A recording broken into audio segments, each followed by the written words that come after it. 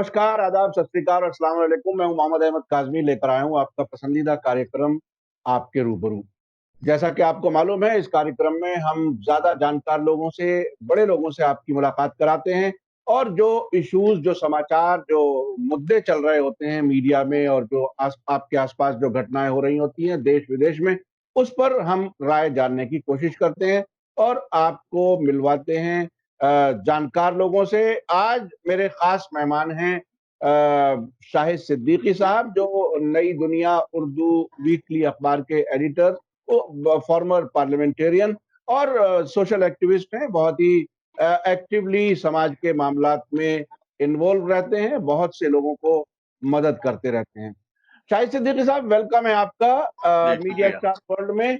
मैं ये जानना चाहता हूं कि इस वक्त जबकि लॉकडाउन तकरीबन 2 महीने पूरे होने जा रहे हैं, इसमें जो गिरफ्तारियों का सिलसिला शुरू हुआ दिल्ली फसादात के बारे में, उसमें एक तरफा ऐसा लगता है कि एक तरफा कार्रवाई हो रही है।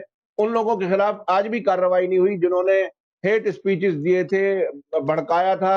उसके साथ साथ जो जामिया मिलिया और शाहीन बाग में जो प्रोटेस्ट चले थे सीएए एनआरसी के खिलाफ, उसमें जो लोग थे उनकी भी गिरफ्तारियां हो रही हैं।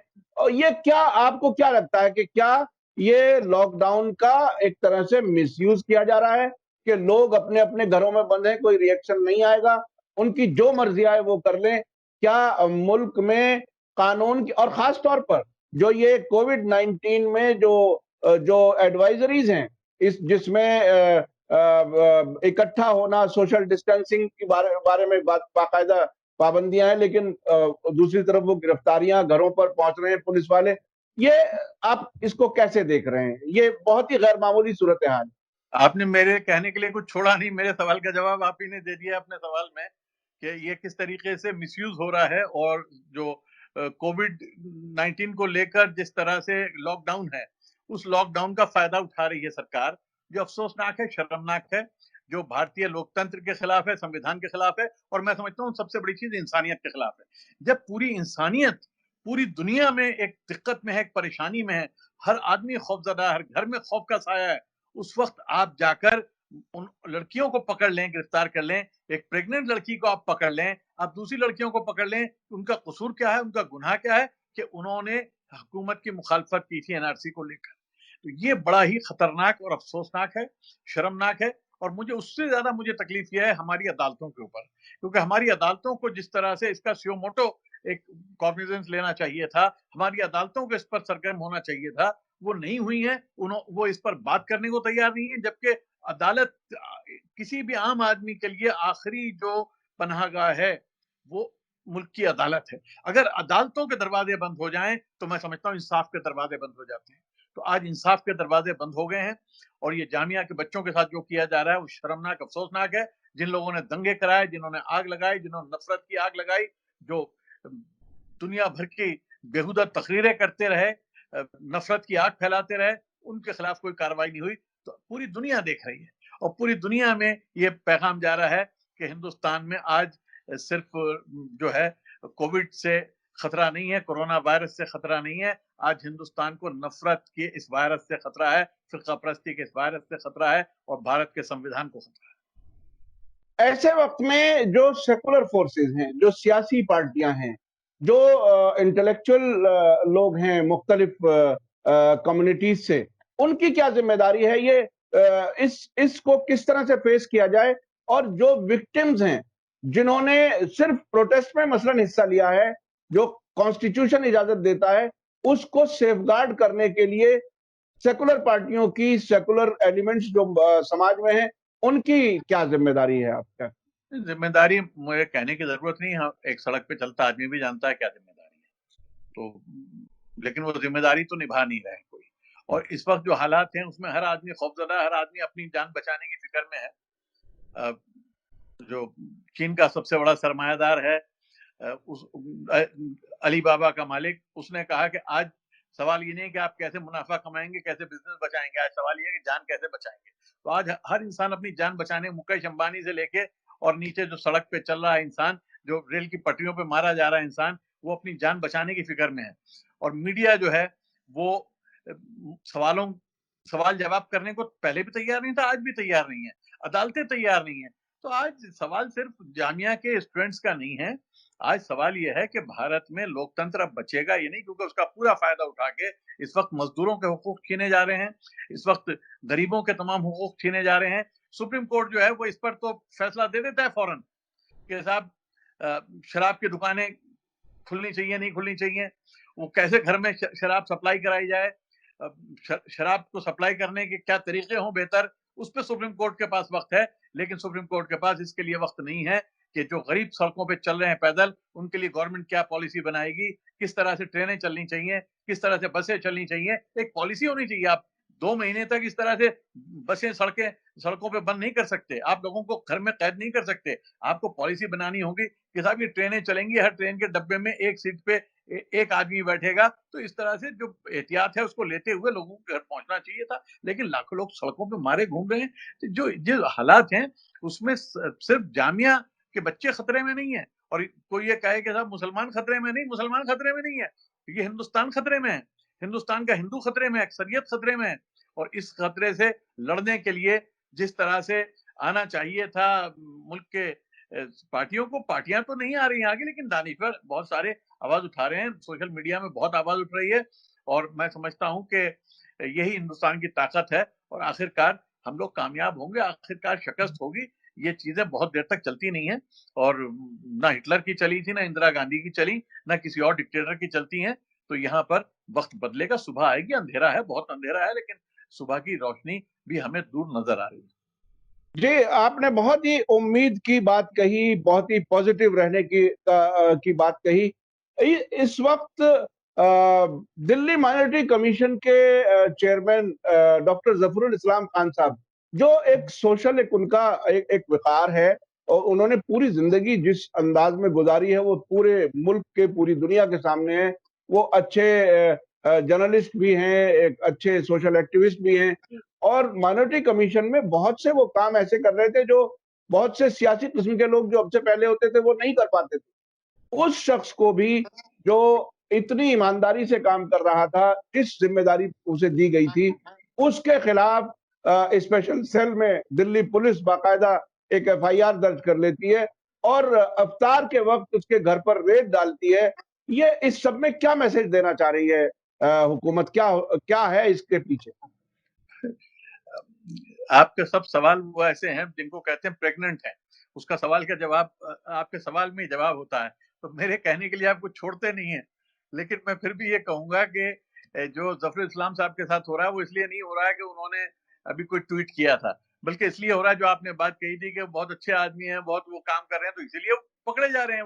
वो क्योंकि बोल रहे हैं इसलिए पकड़े जा रहे हैं, वो क्योंकि दंगों पे उन्होंने एक्सपोज किया था इसलिए पकड़े जा रहे हैं। वो तो बहुत पहले पकड़े जाते, लेकिन क्योंकि एक उनके पास एक पोजीशन है माइनॉरिटी कमीशन की दिल्ली के, जो आम आदमी पार्टी ने उन्हें बनाया था, तो इसकी वजह से हाथ डालना मुश्किल हो गया था, वरना तो वो सबसे पहले वही गिरफ्तार होते, सबसे पहले वो पकड़े जाते। तो इसलिए जो उनके साथ हो रहा है, मैं समझता हूँ पूरी दुनिया देख रही है, और ज्यादा परेशान उनसे इसलिए हुए कि उन्होंने जो अरब ममालिक में, खासतौर में गल्फ में जो आवाज उठी है, और जिससे हुकूमत बहुत घबरा गई है, बहुत परेशानी हुई है उससे, उसको लब्बैक उन्होंने कहा।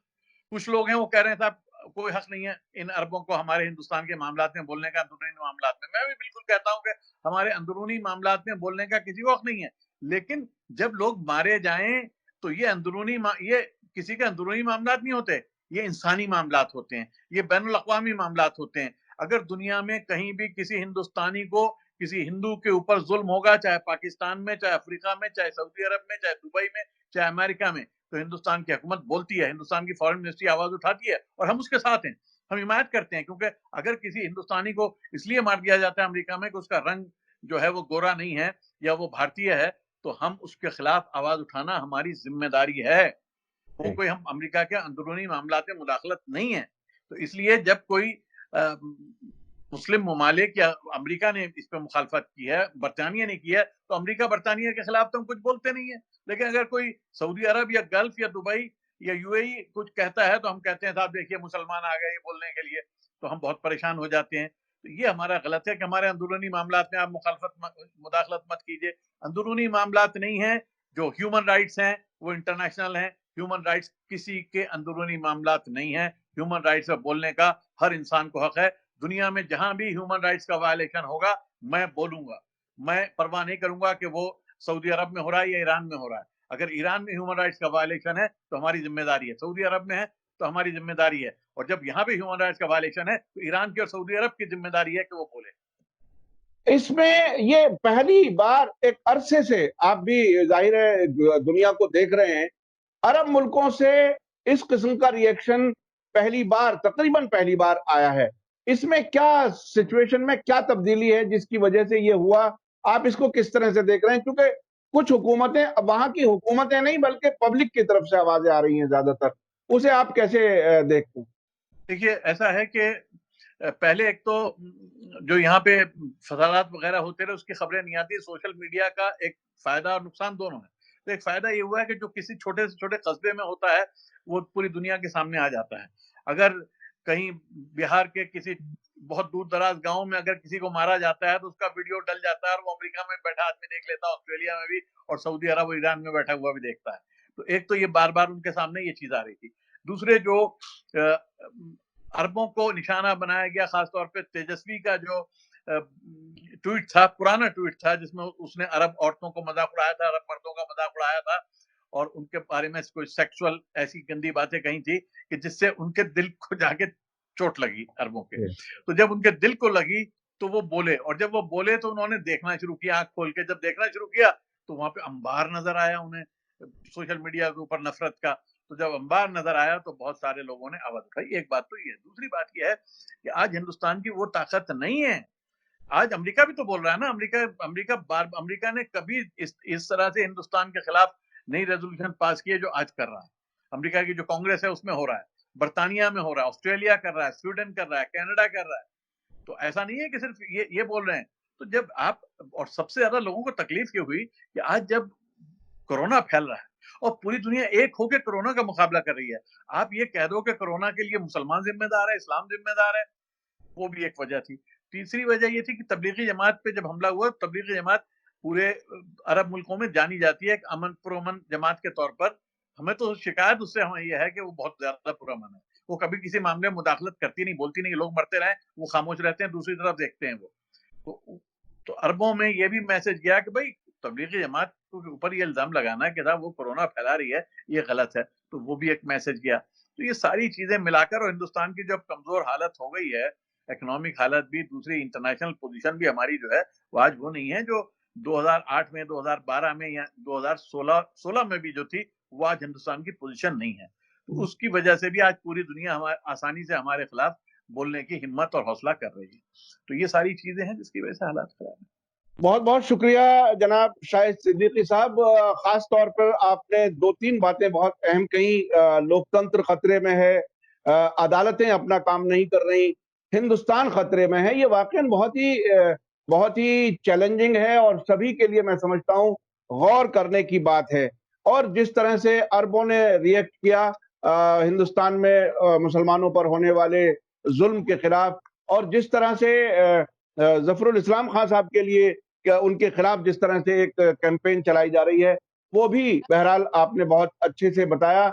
हमारे दर्शकों को जरूर इसमें बहुत कुछ समझने की, इनसाइट समझने के का मौका मिला। इसके लिए हम आपके शुक्रगुजार हैं। बहुत बहुत शुक्रिया, धन्यवाद।